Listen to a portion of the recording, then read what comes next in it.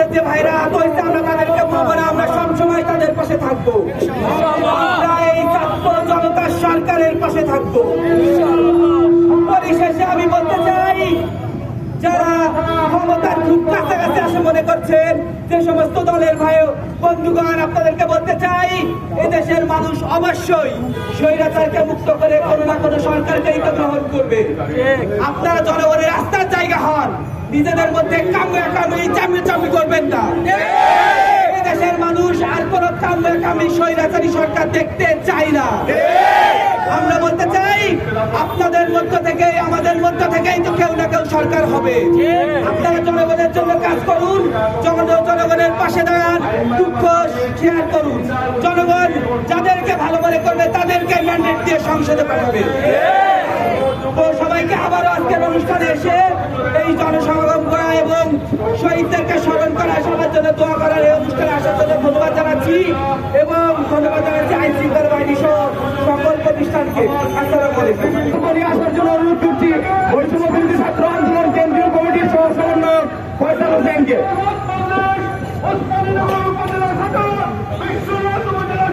সংগ্রামী সহযোদ্ধা ভাই এবং বন্ধুগণ, আজকে কেন্দ্রীয় ঘোষণা অনুসারে আজকের শহীদি মার্চে আমরা শহীদের স্মরণে আজকে এখানে শহীদি মার্চ করার জন্য অবস্থান গ্রহণ করেছি।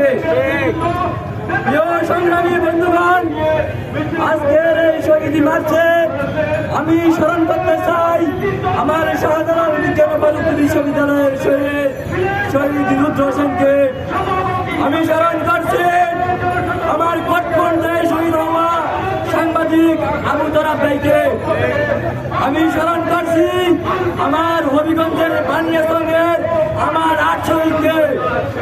আমি স্মরণ করছি আমার সিলেটের গোলাপগঞ্জের 7 শহীদকে এবং তাছাড়াও আমাদের শহীদ আবু সাহেব সবুজ মুগ্ধ। আমরা তোমাদের ভুলে যাইনি, আমরা তোমাদের কখনো ভুলে যাব না। প্রিয় সংগ্রামী ভাই বন্ধুগণ, আপনারা জানেন আজকে আওয়ামী লীগের সাথে যে নিষিদ্ধ শব্দ আওয়ামী লীগ, সেই নিষিদ্ধ আওয়ামী লীগের বেতাররা আমাদের বৈষম্য বিরোধী ছাত্র আন্দোলনের নামকে বিভিন্নভাবে মুছে দিতে চায়। আপনারা বলেন তো, এই দেশে কি বৈষম্য বিরোধী ছাত্র আন্দোলনের নাম মুছে দেওয়া সম্ভব? এই দেশে কি বৈষম্য বিরোধী ছাত্র আন্দোলনের নাম মুছে দেওয়া সম্ভব? এদেশ থেকে কি বৈষম্য বিরোধী ছাত্র আন্দোলন মুছে যাবে? এদেশ থেকে কি শহীদের রক্ত মুছে যাবে? শহীদের চেতনাকে আমরা মুছে যেতে দিব? আবু তরাব ভাইয়ের রক্ত কি আমরা মুছে যেতে দিব? শহীদের চেতনাকে আমরা কখনো ভুলে যাব? আমরা শহীদের রক্ত কখনো ভুলে যাব না। আমরা আবু সাইদের রক্ত কখনো ভুলে যাব না। খুনি হাসিনা তোমাকে বলে দিতে চাই, খুনি হাসিনা এবং আওয়ামী লীগ বাংলাদেশের নিষিদ্ধ শব্দ। সেখানে এই আওয়ামী লীগ এবং হাসিনা শব্দ উচ্চারণ করবেন না। সুতরাং এই শব্দগুলা নর্মালাইজ বাংলাদেশ হবে না।